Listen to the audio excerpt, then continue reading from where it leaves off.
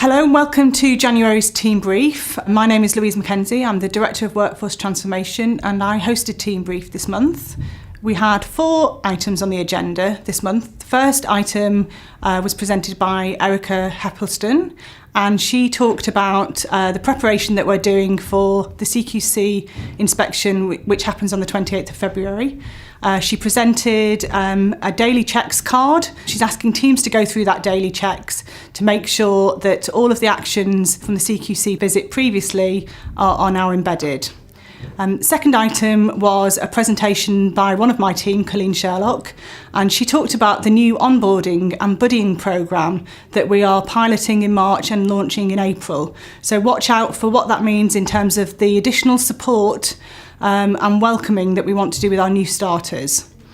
Our third item was a discussion around the results of the staff survey this year. In the 88 questions that we asked in the staff survey, 76 of those had improved from the position last year, so that's just a fantastic improvement for us and testament to all of the great work that you're doing out there to make sure that staff feel like this is a great place to work.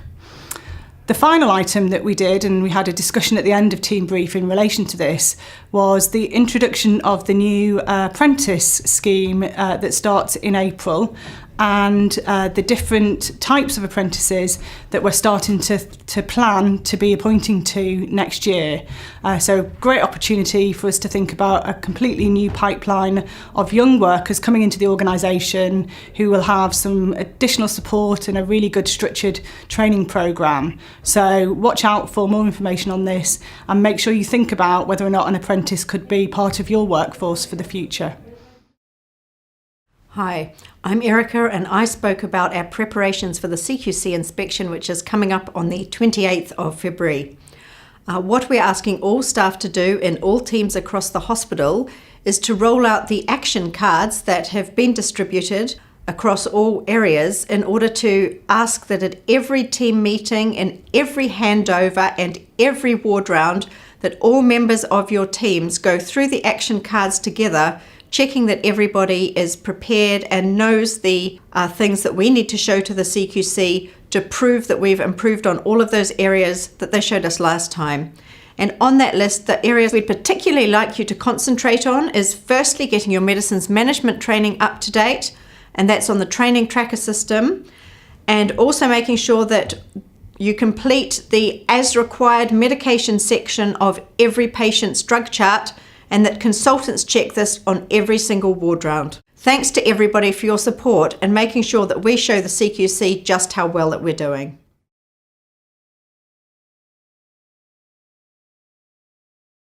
So as you know, we do the staff survey every year. We do the fieldwork in October and November, and we tend to get the results in early winter, but not published until early spring. So these are just our indicative results and gives us an opportunity to think about how we did compared to last year and also how we did compared to other trusts that use the same provider as us. So brilliant news to let you know that we've seen a significant improvement on the results compared to last year's results. Out of the 88 questions that are asked, 76 of them have improved this year. So that's a fantastic testament to all of the work that you've been doing to try and improve the environment for yourself and your colleagues, to motivate staff to want to do their jobs better, to think about training opportunities that the Trust is able to provide. So really, really pleased to see that those results have improved this year, and clearly people do think that Ashford and St Peters is a great place to work. We need to clearly think about the feedback that staff have given us where we could still improve, and we will be working with the divisions to send out their locality reports so that they can see exactly what you've been saying in terms of the fantastic things within your department, but also the things that you would really like to see improving. So we'll be doing that in the next couple of weeks. The other thing to say is we are now in Q4 fieldwork for the staff, friends and family test. So we are required to do this every quarter. We ask the 2 questions about whether you'd recommend us as a trust to have treatment and whether you'd recommend us as a trust to work. So please go online on the homepage of the intranet. You can find the link and answer the staff, friends and family test. It's only open until next Friday, so we really need people to do that quite quickly.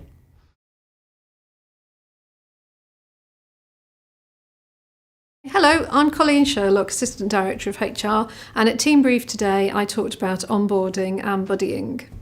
We know that a new starter's first impressions of our organisation is so important in making them feel welcomed into the organisation and helping them to want to stay. Statistics show that over a third of new starters look for a new career in their first 6 months. We want to help retain our staff longer by introducing our new buddying and onboarding programme.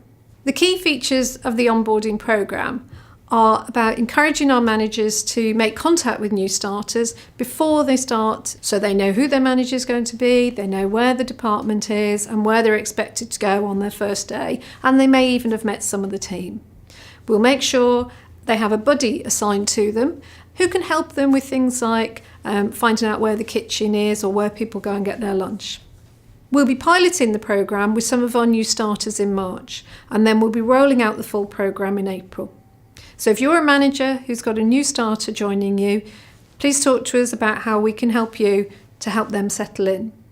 And if you're interested in being a buddy for somebody, then please get in touch with our organisational development team with Heather Bixley and find out how you can sign up to be a buddy. Hello, I'm Margaret Buckley. I'm QCF and Apprenticeship Programme Lead for Ashford and St Peters. Today I spoke at Team Brief about promoting apprenticeships and the government agenda to expand apprenticeships across the public sector, including the NHS. We are being asked to contribute to an apprenticeship levy, which means that part of our pay bill will be removed and put into a pot which will fund apprenticeship qualifications.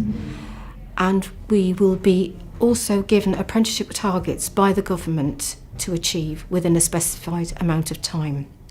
The benefits of apprenticeships are that we can make or introduce new people, new recruits into the NHS, into roles that are constantly changing and expanding.